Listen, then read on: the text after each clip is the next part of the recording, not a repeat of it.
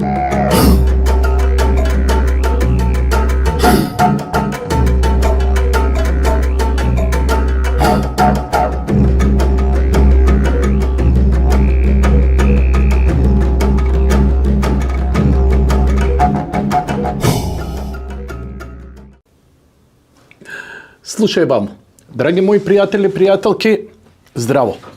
Малку доснам со неделната моја колумна, локумна, која и не е предодредена да биде неделна, понекогаш и правам и повеќе, зависно од тоа како ќе ми се акумулираат темите. Се работи за проста причина што многу случувања имаше за кои сакав малку да согледам, па некако сите заедно да ги искоментирам, не само заради мене, бидејќи, знаете, колку и да го правам ова заради мене, сакам вас да ве натерам, да размислувате, да погледнете, да донесете некаква одлука. Ја не сум најпаметниот. Немој да верувате никому, верувајте си на себе. Но, паметен човек донесува заклучок откако ќе собере информации. Сува информација, моje мислење на Перо, на Драган, на Петко, на овој, на оној и така натаму. Извлечете некакви заклучоци. Не постои најпаметен човек, не постои едно сведоштво за една работа да биде потполно исто.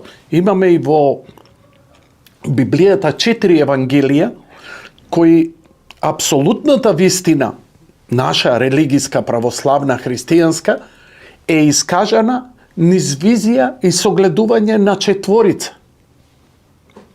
4 апостоли. Исто е, ама е различно. Што тоа значи? Тоа значи дека вистината, колку и да е објективна, таа мора да помине некаков субјективно, значи низ наш филтер. Морам јас да ја примам. Немојте да примате готова вистина од некого. Вие примајте ги информациите, но заклучокот да биде ваш. Зошто? Не знам. Еве искрено. Но знам за себе, можам за себе да зборам. Може би, ако соберам информации дека ќе има ова и она ќе се случува, тогаш правам малку поинакви планови од оние што редовно ги правам. Така, не имаме редовни планови. Стани од сабајле, отиди на работа, плати ги сметките, нахрани ги твоите дома, пробај малце да живееш живот, толку.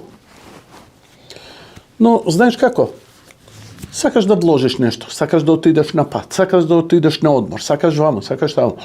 Како прибирате информации? Па колку е соба, па каде е морето, па колку е храната, па дали овде ми е поевтино, па дали онде ми е поевтино. Тоа е планирање. Гледате, кога си планирате нешто убаво за себе, не верувате слепо. Pero како поминава? Брат, супер беше. Супер беше, исто и мене ми вика, ама месец дена и тоа како гуглав што бил, кај бил. А камо ли за политичка ситуација? Зошто?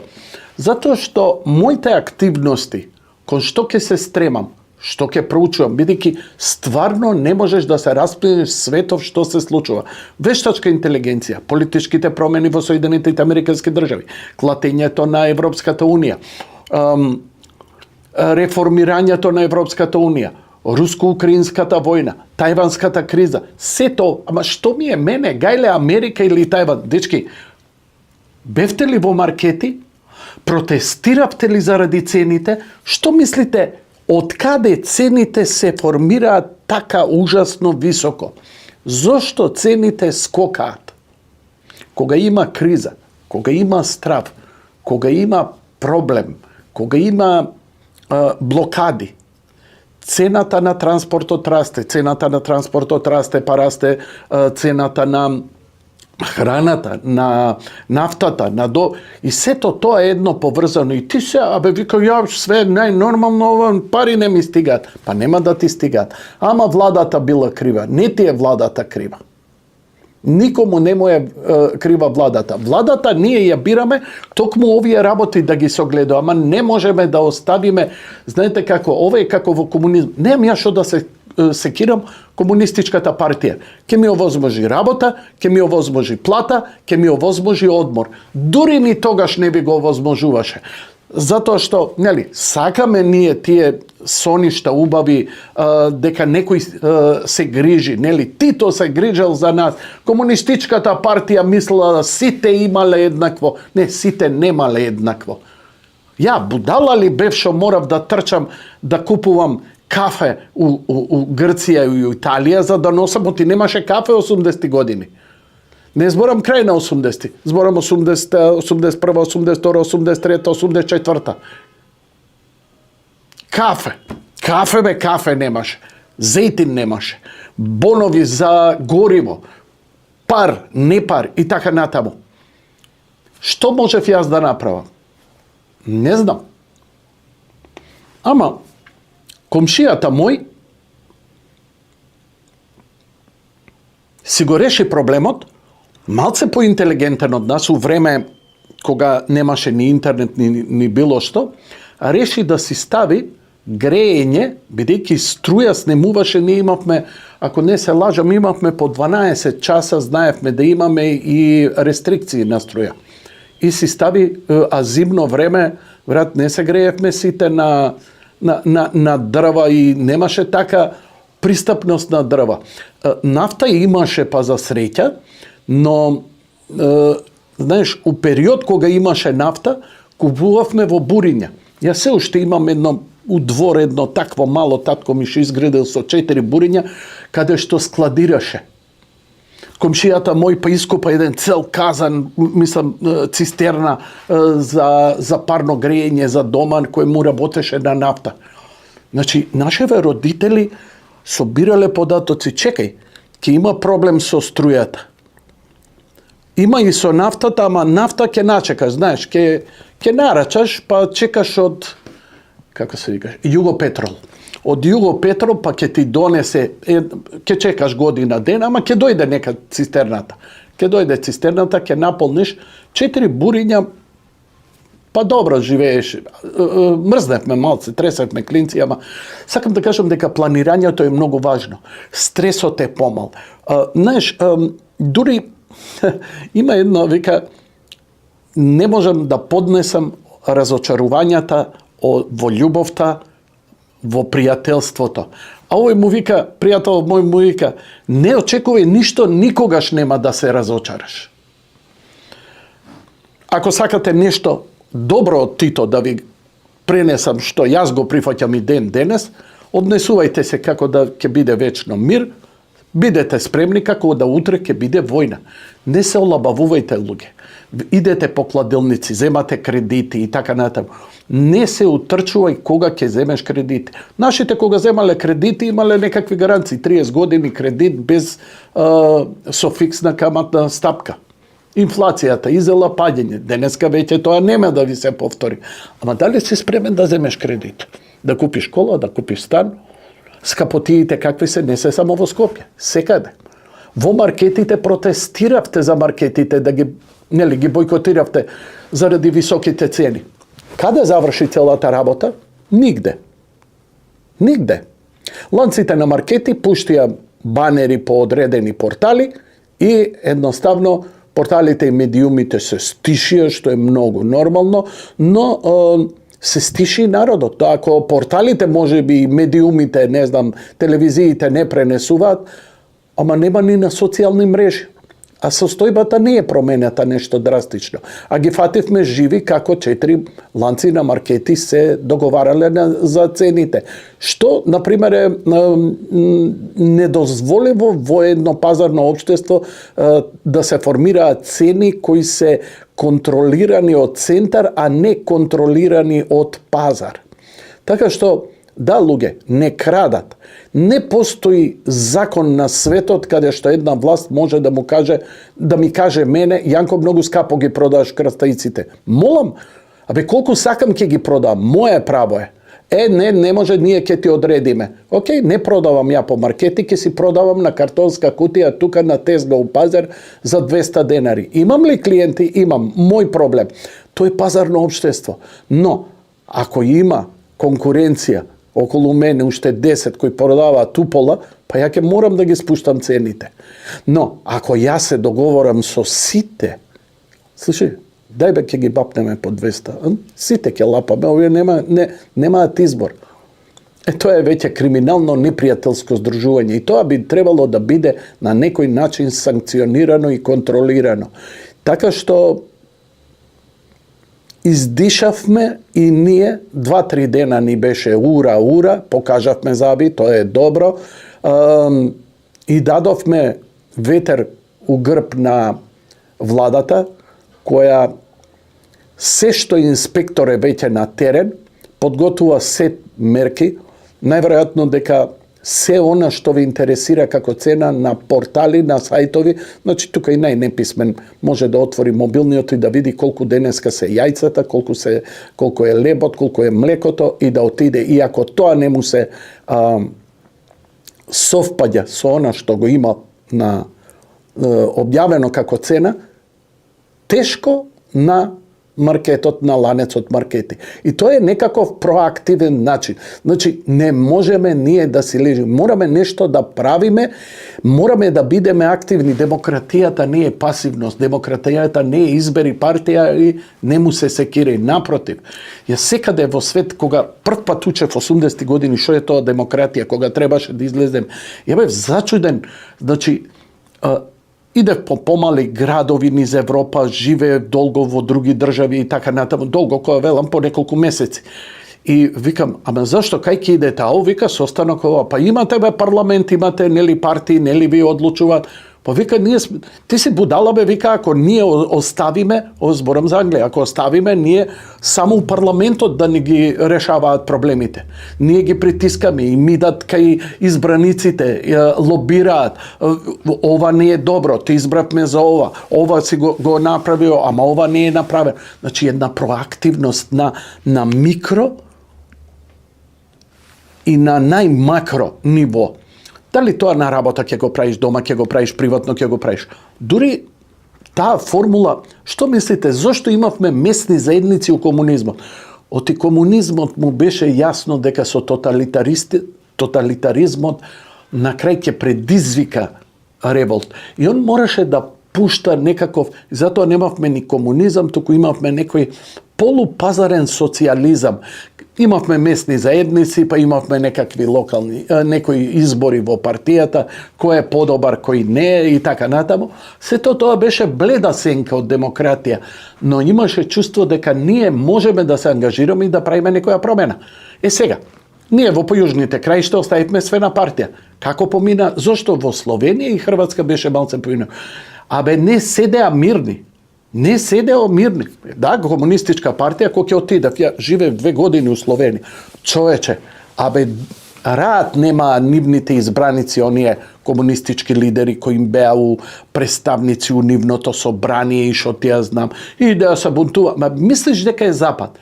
Но тој е менталитет дека ти со твоето делание можеш да направиш некаква промена.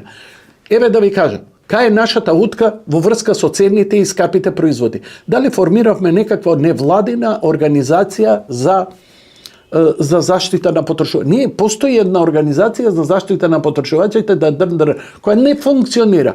Но ние, граѓаните, социјална мрежа, го избираме Петко, Јанко, Бранко и Станко.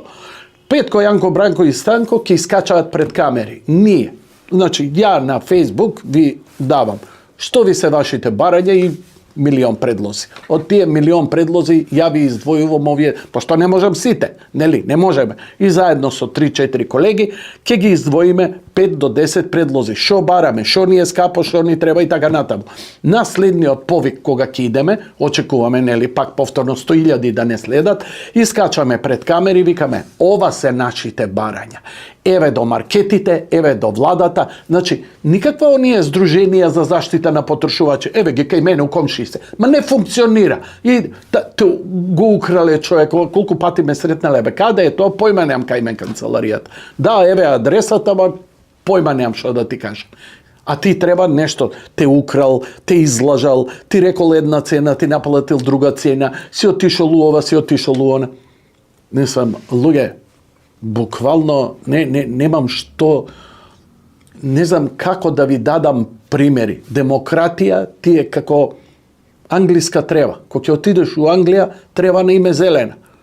Па како? Ископај, стави ѓубре, засади, поливај, зелена и коси, зелена трева. Па направив, ама нема. Па 300 години треба така. Значи, ние сме уште во зачеток и ние се уште сме генерација која не е научена да биде активна,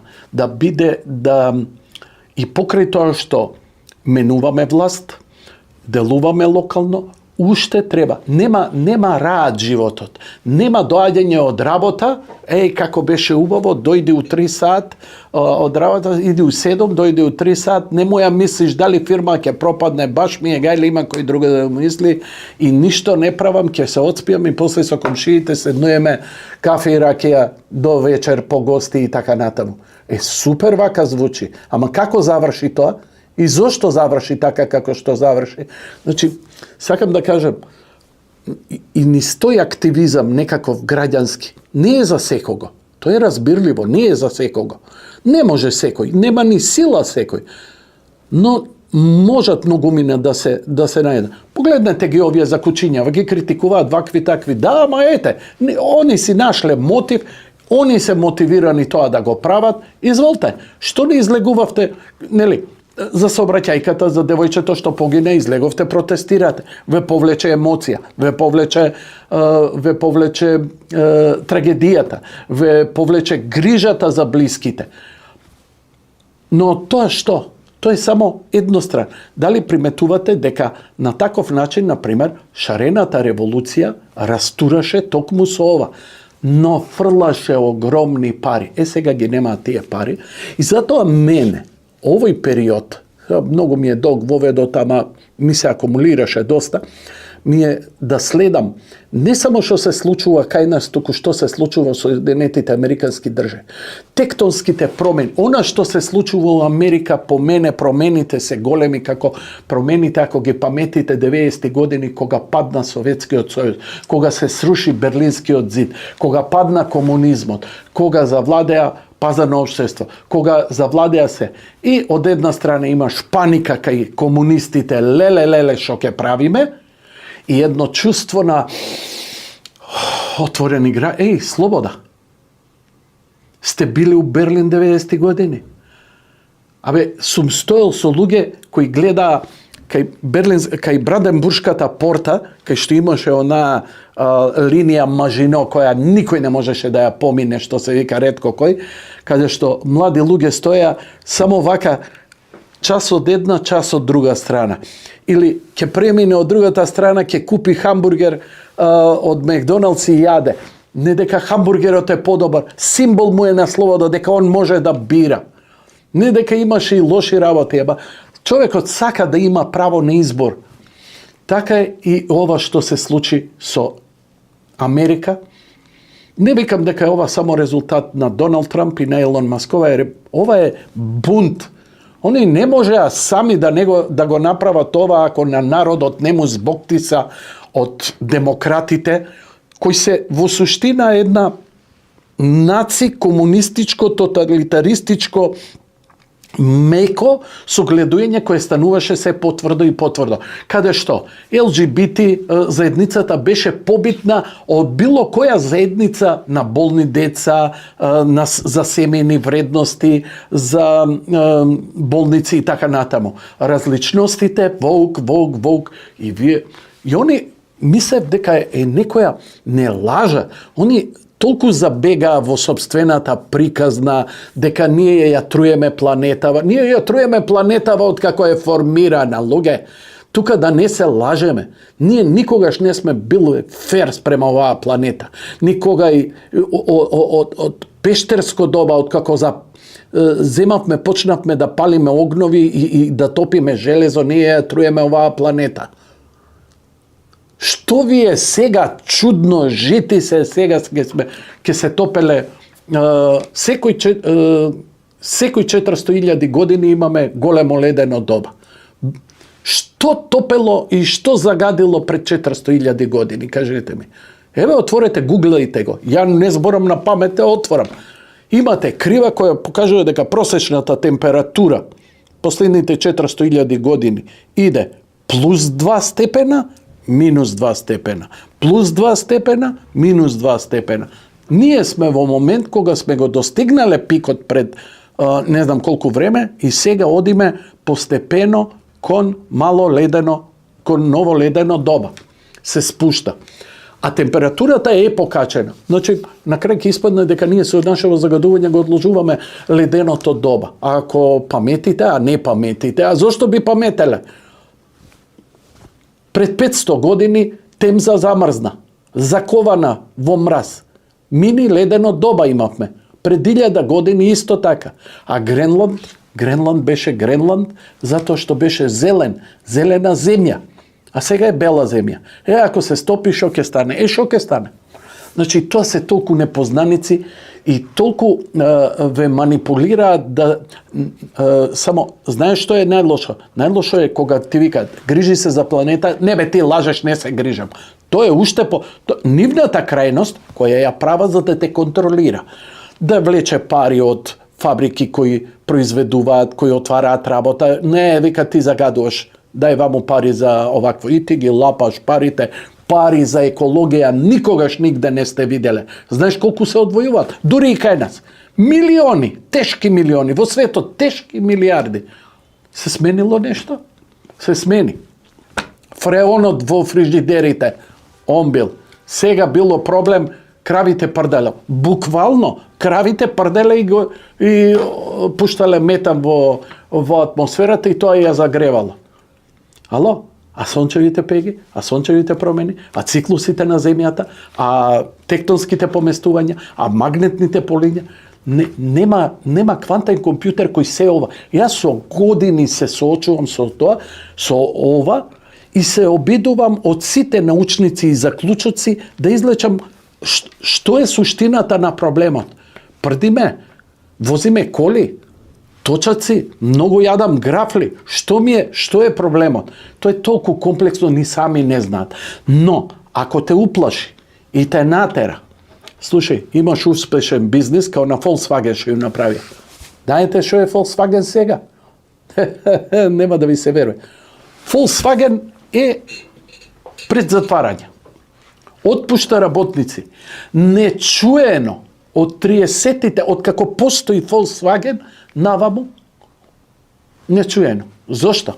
Затоа што Европа им наметнуваше регулативи, давачки, им ги съсна зелените, а сега ќе правите електрични автомобили, а овие таман го оптимизира моторот со внатрешно согорување да биде најперфектен што може. А не, ние имаме наши, си платил некој тамо, не, овој многу загадува.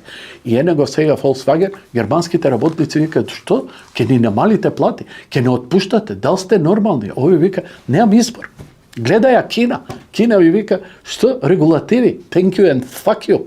Ние идеме напред. И зошто? Затоа што Кина се потикнува да има работни места, да им го подобри животот, да има 10% данок. Америка е 40% данок. Затоа дојде нова дереđа. Европа исто така. Колкави им се давачките. И сега, ама Германија е јака. Јака е. И затоа што е јака издржува. До кога? До кога? Големи промени не очекуваат и ќе бидат на очиглед. Значи, Берлинскиот зид не паѓаше со месеци, преку ноќ. Така и работите се променуваат у овој момент. Бидете вигорни, бидете будни, бидете во молитва, бидете во пост, бидете во комуникација со универзумот и не можете се да знаете. Кога не знаеш, кога нема помош, имате квантна комуникација. Quantum entanglement. Со кого ќе се entanglement? Јас се надевам дека со мојот татко ќе се entanglement. За да донесам правилни одлуки. Јас сум години кога веќе ми се броени годините што се вика, не, имам уште, ама сепак се помирувам со нешто, сум постигнал женаде, но имам одговорност спрема нив, додека сум жив, да можам да им овозможам и да ги заштитам и нив, и себе, па и вас, драги мои. Ja, колку и да сум нешто себичен, мојата кариера ја поминав со овој народ. Ја мојата кариера ја поминав со вас. Мојата кариера ми е врзана со вас. Ја не сум ни способен да ве мразам. Ми доаѓа, ми викам, леле како ми иде да ги грабнам, да ги шамарам. Не можам. Не можам да си ја довршам реченицата. Како фамилија сум го сватил народ. Ама ти не си нормален. Знам. Ја не сум нормален, ја сум луд и секој што ќе каже од вас, Јанко, ти си ненормален, ти си луд, ти си будала, сте во право и ја го прифаќам тоа. И искрено да ви кажам, комплимент ми е, само едно не прифаќам и го негирам, ја глуп не сум. Наивност не значи дека си глуп. Мојата добрина мене може да ме прелаже оној што го сакам, наивно да ме прелаже оној што му верувам, но тоа не значи глупост. Глупост значи кога со циркулар ќе си исечеш ногата и после мјаучиш со месеци. Тука сум глуп. Не, само ова го следам. Инаку денеска емисијава, овие 25 минути што ги поминав, требаше да биде за листата на Епштейн. Вас не ве интересира, ништо не ви значи. Мене се ми значи. Затоа што ја имам таква емпатија спрема деца. И само зборот сексуална трговија со деца ми предизвикува такви вознемирувања. Буквално психосоматски. Ја не сум професионалец, студент кој тоа што ќе го каже емоционално не го прибира. Од што ми е мене инфарктот? По кафани сојки што бркав. Значи, Америка го објави JFK и самиот наследник на Кенеди вика работите што се таму, зошто вика не ги кажете работите? Вика немаат врска со убиството, а не можеме да ги кажеме. Колку сложена, тешка, мачна, подземна структура работи во светот која ни е тргната од нашите очи. Паѓаат вакцините, падна НЛО, падна Кенеди, падна Сорос, падна USAID, падна цела една сатанска збирштина за педофилија. И не е само сексуалната злоупотреба. Најмачно, не можам да направам емисија за ова.